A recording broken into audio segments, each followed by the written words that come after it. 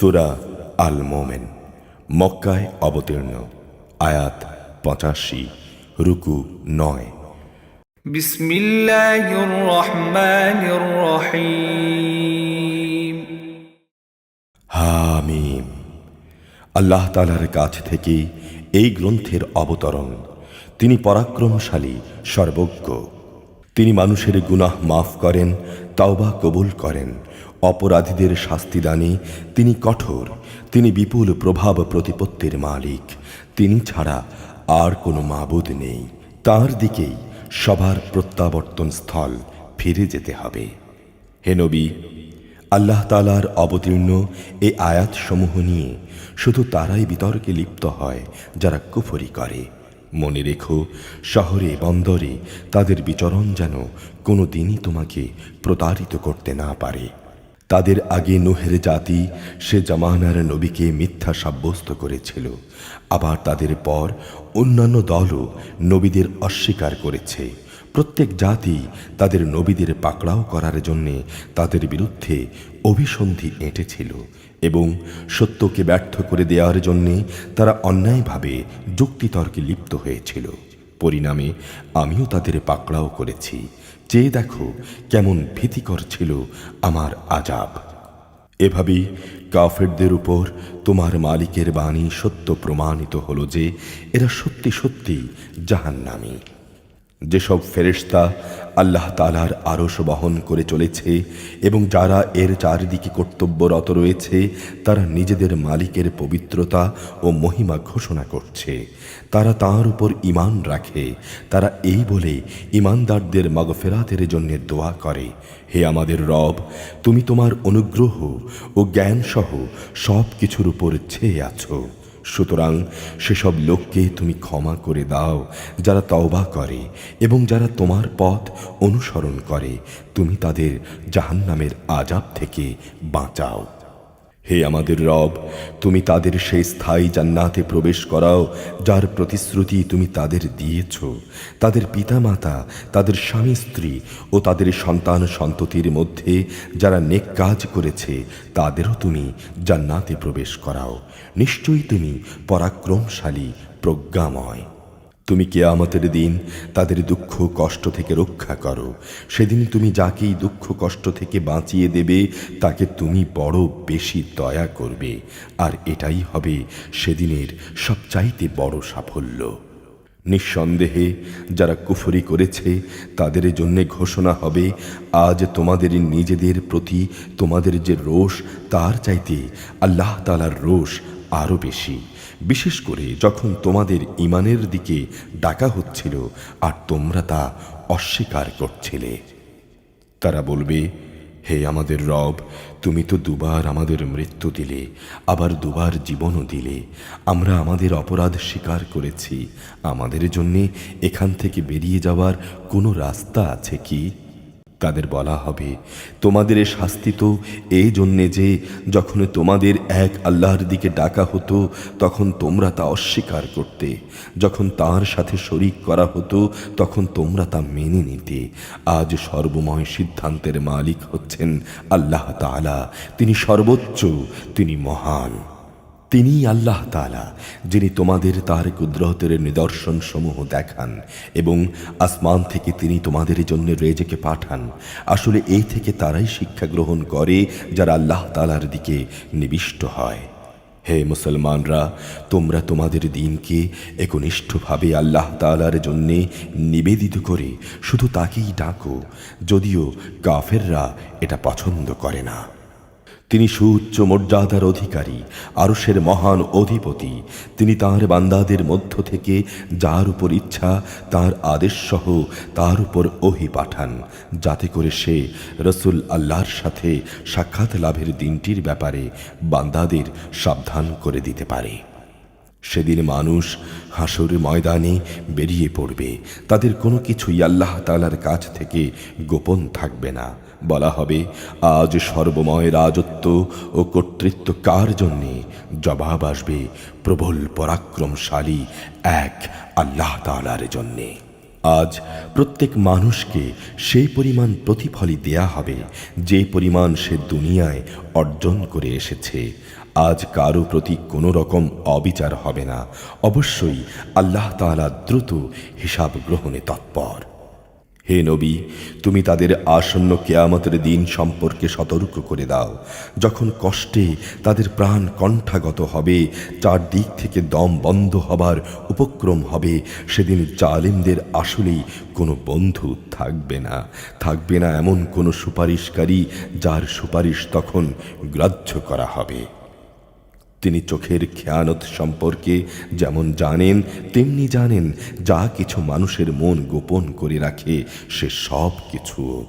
আল্লাহ তাআলা তাঁর বান্দাদের মাঝে ন্যায় বিচার করেন, কিন্তু ওরা তাকে বাদ দিয়ে যাদের ডাকে তারা কোনো রকম বিচার ফয়সালা করতে সক্ষম নয়। নিঃসন্দেহে আল্লাহ তাআলা সর্বশ্রোতা, সর্বদ্রষ্টা। এ লোকগুলো কি আমার জমিনে ঘোরাফেরা করে না? ঘুরলে তারা দেখত এদের আগের লোকগুলোর কি পরিণাম হয়েছিল। অথচ শক্তিমত্তার দিক থেকে হোক এবং যেসব কীর্তি তারা দুনিয়ায় রেখে গেছে সে দৃষ্টিতে হোক, জমিনে তারা ছিল অনেক বেশি প্রবল। কিন্তু আল্লাহ তাআলা তাদের অপরাধের জন্যে তাদের পাকড়াও করলেন। আল্লাহ তাআলা গজব থেকে তাদের রক্ষা করার মতো কেউই ছিল না। এটা এই কারণে যে তাদের কাছে সুস্পষ্ট নিদর্শন সহ রসুলদের আগমন সত্ত্বেও ওরা তাদের অস্বীকার করেছিল। অতঃপর আল্লাহ তাআলা তাদের পাকড়াও করলেন। অবশ্যই তিনি শক্তিশালী, শাস্তি দানেও তিনি কঠোর। আমি আমার আয়াতসমূহ ও সুস্পষ্ট দলিল প্রমাণ দিয়ে মূসাকে পাঠিয়েছিলাম। আমি তাকে পাঠিয়েছিলাম ফেরাউন, হামান ও কারুনের কাছে।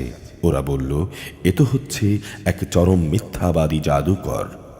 অতঃপর যখন সে আমার কাছ থেকে সত্য দিন নিয়ে তাদের কাছে এলো, তখন তারা বলল, যারা তার সাথে আল্লাহ তাআলার উপর ঈমান এনেছে তাদের পুত্র সন্তানদের তোমরা হত্যা করো এবং তাদের কন্যাদের জীবিত রাখো। কিন্তু কাফেরদের ষড়যন্ত্র তো ব্যর্থতা ছাড়া আর কিছুই নয়। ফেরাউন তার পরিষদদের বলল, তোমরা আমাকে ছেড়ে দাও, আমি মূসাকে হত্যা করব। ডাকুক সে তার রবকে। আমি আশঙ্কা করছি সে তোমাদের জীবন যাপনের পদ্ধতিকেই পাল্টে দেবে এবং এ জমিনে সে নানা রকমের বিপর্যয় ঘটাবে। মূসা বলল, প্রতিটি উদ্ধত ব্যক্তি যে হিসাবে নিকাশের দিনকে বিশ্বাস করে না, আমি তার অনিষ্ট থেকে আমার রব ও তোমাদের রবের কাছে আগেই পানাহ চেয়ে নিয়েছি। একজন মোমেন ব্যক্তি যে ছিল স্বয়ং ফেরাউনের গোত্রেরই লোক এবং যে ব্যক্তি দিন পর্যন্ত নিজের ঈমান গোপন করে আসছিল, সব শুনে বলল, আচ্ছা, তোমরা কি একজন লোককে শুধু এই জন্যেই হত্যা করতে চাও যে ব্যক্তি বলে আমার রব হচ্ছেন আল্লাহ তাআলা, অথচ সে তোমাদের মালিকের কাছ থেকে সুস্পষ্ট দলিল প্রমাণ সহই তোমাদের কাছে এসেছে? যদি সে মিথ্যাবাদী হয় তাহলে তার এই মিথ্যা তো তার উপরই বর্তাবে, আর যদি সে সত্যবাদী হয় তাহলে যে আযাবের ব্যাপারে সে তোমাদের কাছে ওয়াদা করছে তার কিছু অংশ হলেও তো তোমাদের পাকড়াও করবে। অবশ্যই আল্লাহ তাআলা এমন লোককে সঠিক পথ দেখান না যে সীমালঙ্ঘনকারী, চরম মিথ্যাবাদী। সে বলল, হে আমার জাতি, আজ মনে হচ্ছে তোমাদের জন্যে এ জমিনের বাদশাহী, কিন্তু আগামীকাল আমাদের উপর আযাব এসে গেলে কে আমাদের আল্লাহ পাঠানো দুর্যোগ থেকে সাহায্য করবে? ফেরাউন বলল, আমি এ ব্যাপারে তোমাদের সে রায় দেব যেটা আমি ঠিক দেখব। আমি তোমাদের সত্য পথ ছাড়া অন্য কিছুই দেখাবো না। যে ব্যক্তি গোপনে ঈমান এনেছিল সে বলল, হে আমার জাতি, আমি তোমাদের জন্য পূর্ববর্তী সম্প্রদায় সমূহের মতোই আযাবের দিনের আশঙ্কা করছি, যেমনটি হয়েছিল নূহের জাতি, আদ, সামুদ ও তাদের পরে যারা এসেছিল তাদের সবার। আল্লাহ তাআলা তাঁর বান্দাদের উপর জুলুম করতে চান না। হে আমার জাতি, আমি তোমাদের জন্য প্রচণ্ড হাঁক ডাকের কিয়ামত দিবসের আযাবের আশঙ্কা করি। সেদিন তোমরা পেছনে ফিরে পালাবে। সেদিন আল্লাহ তাআলার পাকড়াও থেকে তোমাদের রক্ষা করার কেউ থাকবে না। আল্লাহ তাআলা যাকে পথভ্রষ্ট করেন তার জন্যে কোনো পথ প্রদর্শনকারী থাকে না।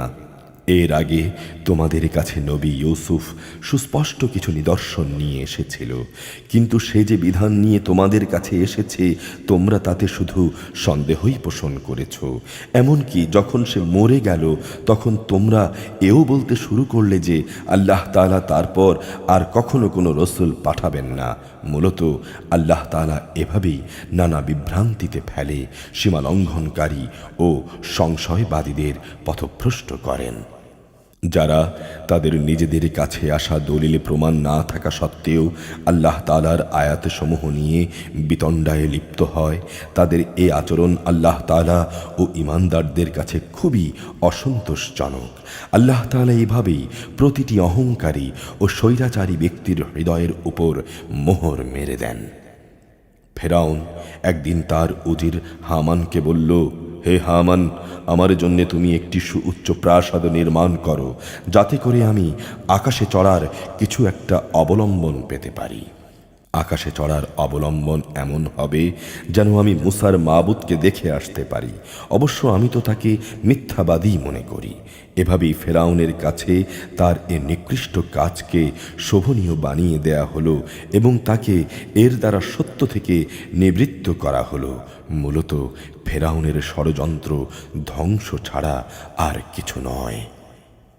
যে ব্যক্তিটি ঈমান এনেছিল সে বলল, হে আমার জাতি, তোমরা আমার কথা শোনো, আমি তোমাদের সঠিক পথের সন্ধান দিচ্ছি।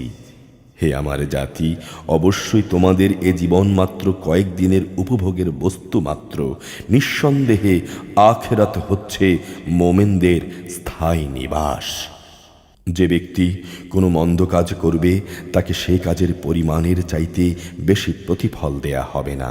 পুরুষ হোক কিংবা নারী, যে কেউই নেক কাজ করবে সেই মোমেন হিসেবে গণ্য হবে। হ্যাঁ, এরাই হচ্ছে সে সৌভাগ্যবান মানুষ যারা স্বাচ্ছন্দ্যে জান্নাতে প্রবেশ করবে। সেখানে তাদের অপরিমিত রেজেক দেয়া হবে।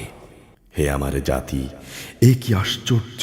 আমি তোমাদের জাহান্নাম থেকে মুক্তির দিকে ডাকছি আর তোমরা আমাকে ডাকছো জাহান্নামের দিকে।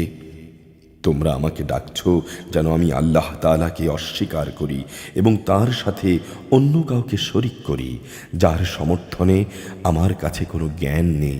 পক্ষান্তরে আমি তোমাদের ডাকছি আল্লাহ তাআলার দিকে, যিনি পরাক্রমশালী ও ক্ষমাশীল। যে বিষয়টির প্রতি তোমরা আমাকে ডাকছো, দুনিয়াতে তার দিকে ডাকা কোনো মানুষের জন্যেই শোভনীয় নয়, পরকালে তো মোটেই নয়। অবশ্যই আমাদের সবাইয়ের ফিরে যাবার শেষ জায়গা আল্লাহ তাআলার কাছেই। সত্যি কথা হচ্ছে, যারা সীমা লঙ্ঘন করে তারা অবশ্যই জাহান্নামের অধিবাসী। আজ আমি তোমাদের যা কিছু বলছি অচিরেই তোমরা তা স্মরণ করবে। আর আমি তো আমার কাজকর্ম, বিষয় আশয় সব আল্লাহ তাআলার কাছেই সোপর্দ করছি। নিঃসন্দেহে আল্লাহ তাআলা তাঁর বান্দাদের সব কিছু পর্যবেক্ষণ করেন। অতঃপর ওরা তাঁর বিরুদ্ধে যত ষড়যন্ত্র করল, আল্লাহ তাআলা তাকে তা থেকে রক্ষা করলেন।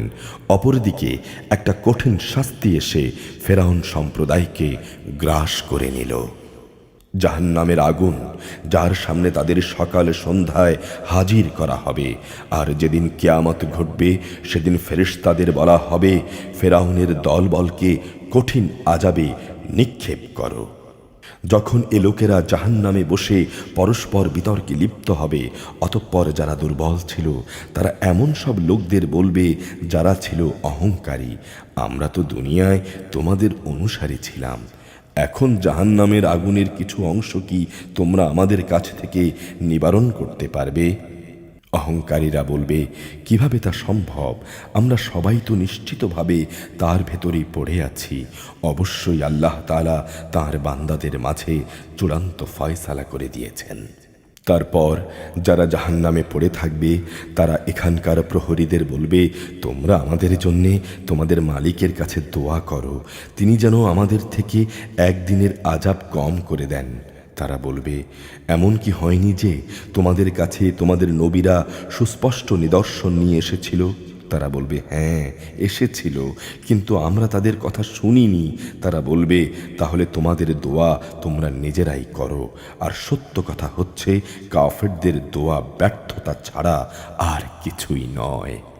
নিশ্চয়ই আমি আমার নবীদের ও তাদের উপর যারা ঈমান এনেছে তাদের এ বৈষয়িক দুনিয়ায় যেমন সাহায্য করি, তেমনি সাহায্য করব সেদিনও, যেদিন তাদের পক্ষে কথা বলার জন্যে একে একে সাক্ষীরা দাঁড়িয়ে যাবে। সেদিনে জালেমদের উপর আপত্তি তাদের কোনোই উপকারে আসবে না। তাদের জন্য শুধু থাকবে অভিশাপ, তাদের জন্য আরও থাকবে নিকৃষ্টতম আবাস। আমি মূসাকে অবশ্যই হেদায়েত দান করেছিলাম এবং বনি ইসরাইলদের আমার কিতাবের উত্তরাধিকারী বানিয়েছিলাম। জ্ঞানবান মানুষদের জন্যে তা ছিল হেদায়েত ও সুস্পষ্ট উপদেশ। অতঃপর তুমি ধৈর্য ধারণ করো। আল্লাহ তাআলার প্রতিশ্রুতি অবশ্যই সত্য। তুমি বরং তোমার গুনাহ খাতার জন্যে আল্লাহ তাআলার কাছে ক্ষমা প্রার্থনা করো এবং সকাল সন্ধ্যায় তোমার মালিকের সপ্রশংস পবিত্রতা ও মহিমা ঘোষণা করো। নিজেদের কাছে কোনো দলিল প্রমাণ না আসা সত্ত্বেও যারা আল্লাহ তাআলার নাজিল করা আয়াতসমূহ নিয়ে বিতর্কে লিপ্ত হয়, তাদের অন্তরে কেবল অহংকারী ছেয়ে থাকে। তারা কখনো সে সাফল্যের জায়গায় পৌঁছবার যোগ্য নয়। অতএব হে নবী, তুমি এদের অনিষ্ট থেকে আল্লাহ তাআলার কাছে পানাহ চাও। অবশ্যই তিনি সর্বশ্রোতা, সর্বদ্রষ্টা।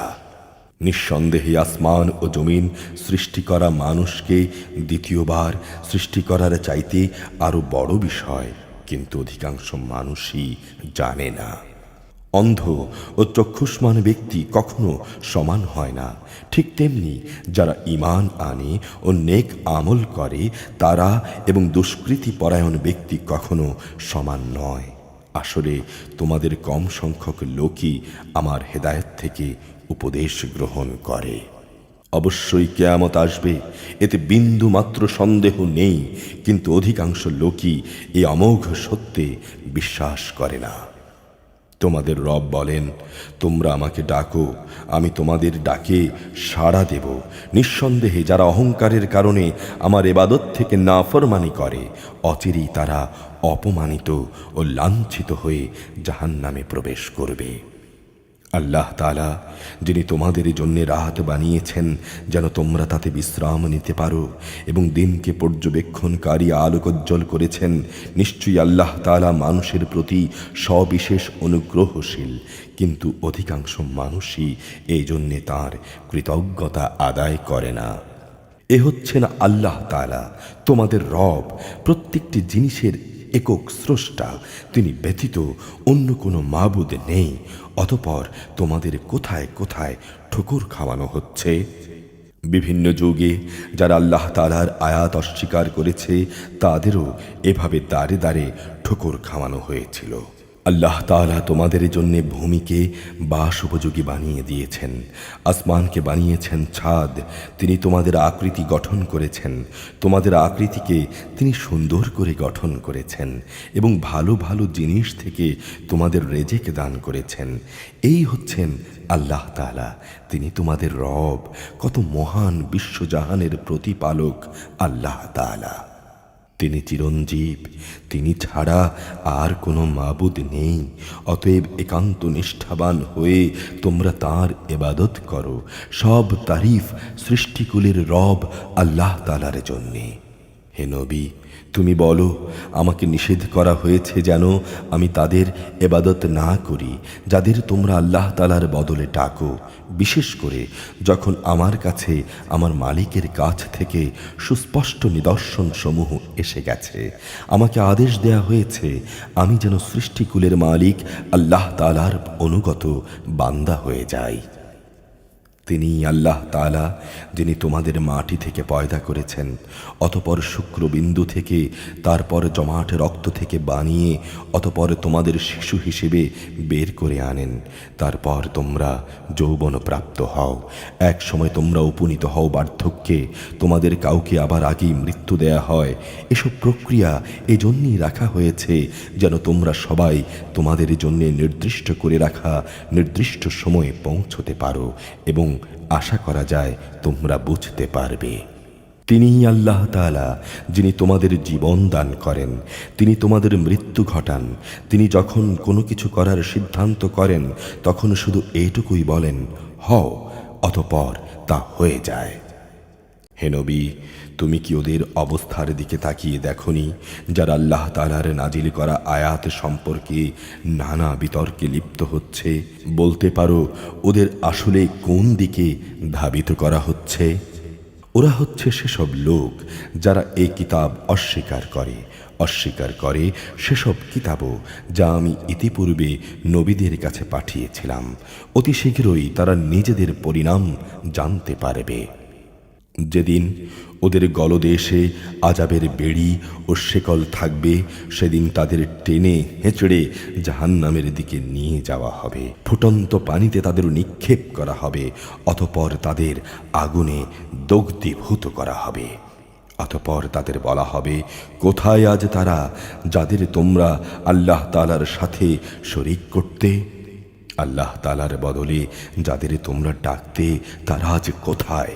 তারা বলবে, তারা তো আজ সবাই আমাদের কাছ থেকে হারিয়ে গেছে। আসলে আমরা তো আগে কখনো এমন কিছুকে ডাকিনি। আল্লাহ তাআলা এভাবেই কাফেরদের বিভ্রান্ত করেন। আজ এই কারণেই তোমাদের এই পরিণাম হয়েছে। তোমরা দুনিয়াতে অন্যায়ভাবে আনন্দ উল্লাসে মেতে থাকতে এবং তোমরা অযথা অহংকার করতে। সুতরাং এখন তোমরা জাহান্নামের দরজাসমূহে ভেতরে প্রবেশ করো, সেখানে তোমরা চিরকাল থাকবে।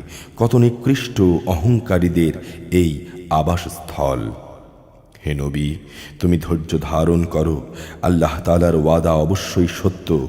আমি ওদের কাছে যে শাস্তির ওয়াদা করেছি তার কিছু অংশ যদি তোমাকে দেখিয়ে দেই, অথবা তার আগেই যদি আমি তোমাকে মৃত্যু দেই, তাতেও অবস্থার কোনো পরিবর্তন হবে না।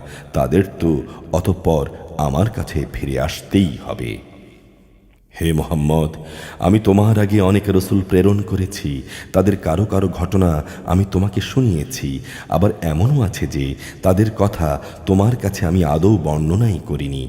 আসলে আল্লাহ তাআলার অনুমতি ছাড়া কোনো নিদর্শন উপস্থিত করা কোনো রাসূলের কাজ নয়। আর যখন আল্লাহ তাআলার ফয়সালা এসে যাবে তখন তো সব কিছুর যথাযথ মীমাংসা হয়েই যাবে।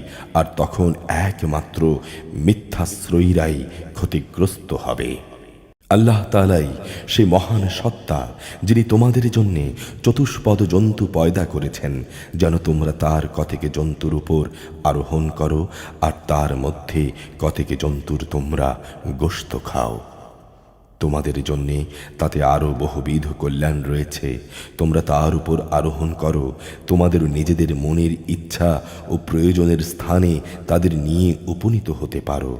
তোমরা তার উপর যেমনি আরোহণ করো তেমনি নৌকার উপরও তোমাদের আরোহণ করানো হয়। আল্লাহ তাআলা তোমাদেরকে কুদরতের আরও নিদর্শন দেখাচ্ছেন। তুমি আল্লাহ তাআলার কোন কোন নিদর্শন অস্বীকার করবে? এরা কি জমিনে চলাফেরা করেনি? করলে অতঃপর তারা দেখতে পেত তাদের পূর্ববর্তী লোকদের পরিণাম কি হয়েছিল। তারা সংখ্যায় এদের চাইতে ছিল অনেক বেশি। শক্তি, ক্ষমতা এবং জমিনে রেখে যাওয়া কীর্তিতেও তারা ছিল অনেক প্রবল। কিন্তু তারা যা কিছু কাজকর্ম করেছে তা তাদের কোনো কাজেই আসেনি।